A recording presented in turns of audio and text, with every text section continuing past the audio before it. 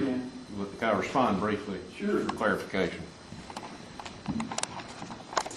If you go to page 2 of our submittal, note number 2, we wanted to make it very clear that this was not the grading and site plan submittal coming to you for approval. It's called for in section 20. Compliance with site plan, Rogers shall at all times comply with site plan submitted to and approved by Clinton, except as modified by this agreement. It is every intent to advise you that we acknowledge the conditions of this agreement. In section 19, when it speaks of rezoning, these conditions shall be imposed by Clinton when considering any zoning application filed by Rogers for the newly annexed area. It does not talk about submittal of the preliminary site plan. We figured that this was the best way to convey to you our intent.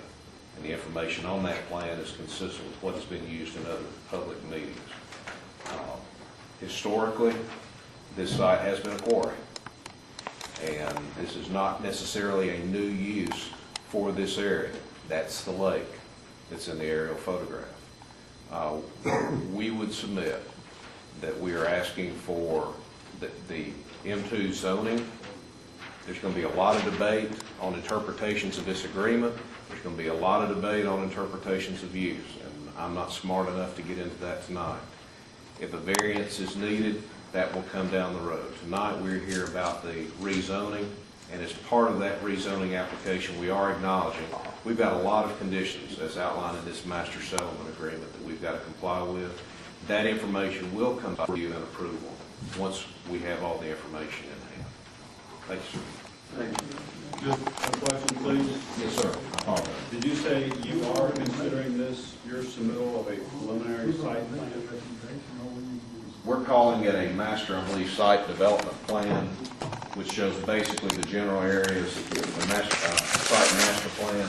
It shows the general area where operations will be taking place, where there will be commercial, the fire and ambulance hall, and some of the operations that Rogers will have moving forward. And this is showing the areas where industrial zoning cannot take place. That is correct. As I said, we have a lot to bring back to you. You know, we've got Buffalo Creek going through there. We've got some streams we have to meet with TDEC. And as most appropriately pointed out, these buffers may get larger just by constraints on the land itself. We need a good topo map and to begin that process. And that we will be bringing that back to you all. And as I said before, probably in a workshop fashion, just hit you cold for a planning commission meeting.